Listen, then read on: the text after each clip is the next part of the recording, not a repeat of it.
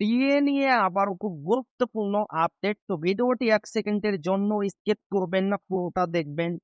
আর আপনি যদি আমাদের চ্যানেলের নতুন দর্শক হয়ে থাকেন এবং চ্যানেলকে সাবস্ক্রাইব না করে থাকেন, তো অবশ্যই চ্যানেলকে সাবস্ক্রাইব করবেন এবং আমাদের পাশে থাকবেন।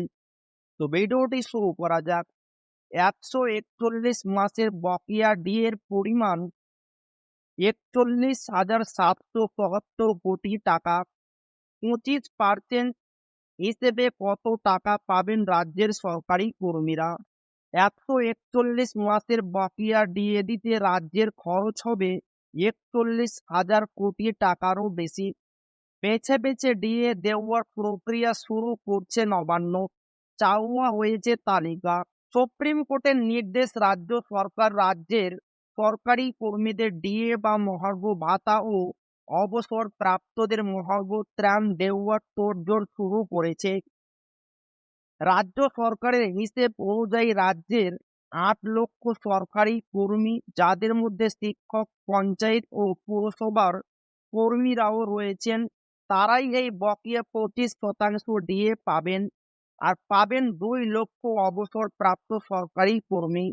রাজ্য সরকার ২০২২ সালে সুপ্রিম কোর্টে যে হিসেব দিয়েছিল, তাতে ১০ লক্ষ সরকারি কর্মীকে ডিএ দিতে রাজ্য সরকারের কোষাগার থেকে খরচ হবে ৪১,৭৭৭ কোটি টাকা।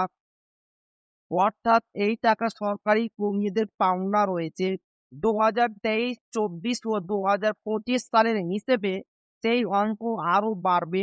২০২২ সালের ডিসেম্বরে রাজ্যের দেওয়া হিসেব ধরলেও এই মুহূর্তে ২৫% বকেয়া দেওয়ার অর্থ ১০,৪২৫ কোটি টাকারও বেশি রাজ্যকে ৬ সপ্তাহের মধ্যে মিটিয়ে দিতে হবে রাজ্য সরকারি কর্মচারীদের। সুপ্রিম কোর্টের নির্দেশের পর থেকে রাজ্য সরকারের হাতে বকেয়া ডিএ মেটাতে সময় ৬ সপ্তাহ। জুলাই মাসের মধ্যে রাজ্য সরকারি কর্মীদের হাতে ঢুকবে মোটা টাকা।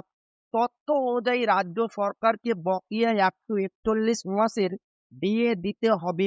অর্থাৎ ১ এপ্রিল ২০০৮ থেকে ৩১ ডিসেম্বর ২০১৯ সাল ১৪১ মাসের বকেয়া ডিএ দিতে হবে, যার অর্থ রাজ্য সরকারি কর্মীদের পকেটে ঢুকবে মোটা টাকা। আদালতের দেওয়া হিসেব অনুযায়ী বকেয়া ডিএ পুরোপুরি মিটিয়ে দিতে প্রয়োজন ৪১,০০০ কোটি টাকা। সুপ্রিম কোর্টের নির্দেশ অনুযায়ী বকেয়া ২৫% ডিএ মেটাতে প্রয়োজন এই টাকার ১০%।